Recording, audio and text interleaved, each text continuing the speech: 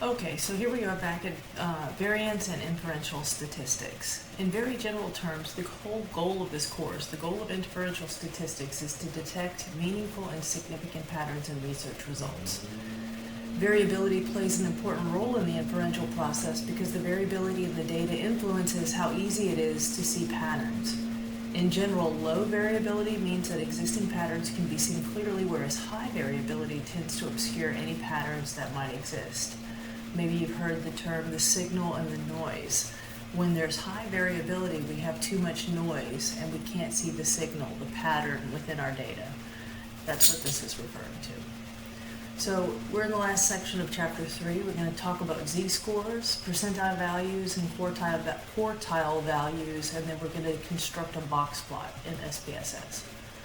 So z-scores, or standard scores, are used to identify and describe the exact location of each score in a distribution, namely how many standard deviations a raw score is from its population mean. So for example, suppose you receive a score of 76 on a statistics exam. How did you do? Your score of x equals 76 could be one of the best scores, or it might be one of the lowest scores. To find the location of your score, you must have information about the other scores in the distribution. So we have here a sample and a population. We're interested in the sample. So the z-score is equal to your actual score minus the mean for the class divided by the standard deviation.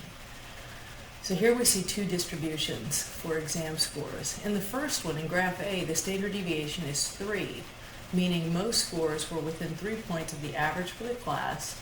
Therefore, within 3 z-scores of this average for the class, therefore the z-score of x equals 76 is 2, which is 2 standard deviations above the mean, i.e. a very good score. In the second graph, the z-score is 0.5, and therefore that score was within 1 standard deviation from the mean. Still better than the average, but not as good as in graph A. Z-scores specify the precise location of each x value within a distribution. The sign of the z-score, positive or negative, signifies whether the score is above the mean, positive, or below the mean, negative. The numerical value of the z-score specifies the distance from the mean by counting the number of standard deviations between x and m, no units of measurement like feet or pounds, just standard score. When a z-score is greater than +2 or less than -2, it's considered significant. So a standard normal z-score distribution, the mean is equal to 0 with a standard deviation of 1.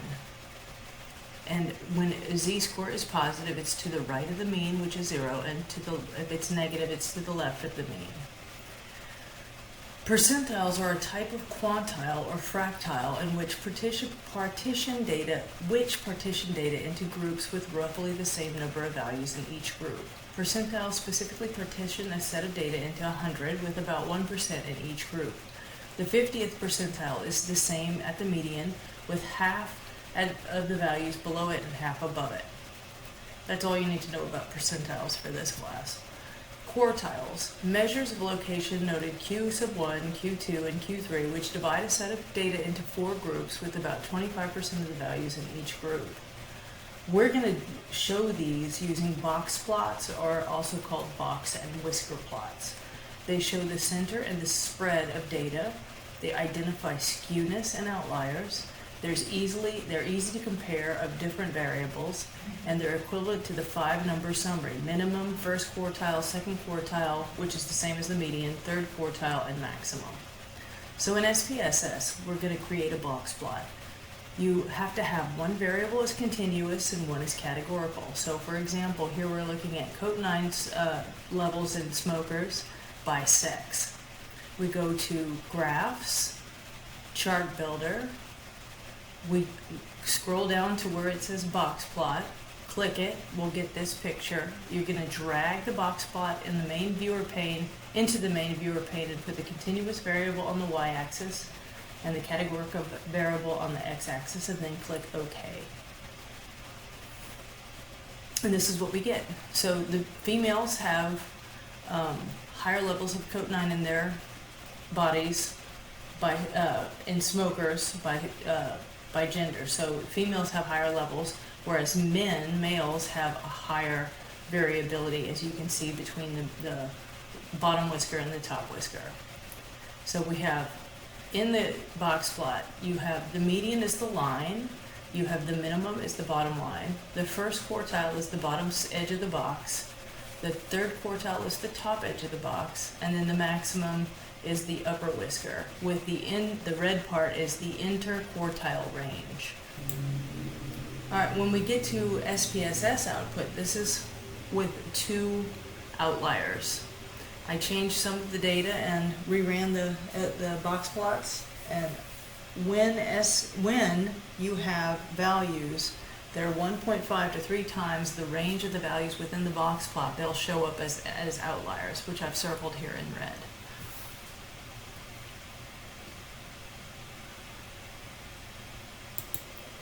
To wrap up, so we've talked about measures of center, variability, z-scores, and box plots. We're going to be moving into looking more at z-scores and standard scores and normal distributions, and then we're going to move into hypothesis testing.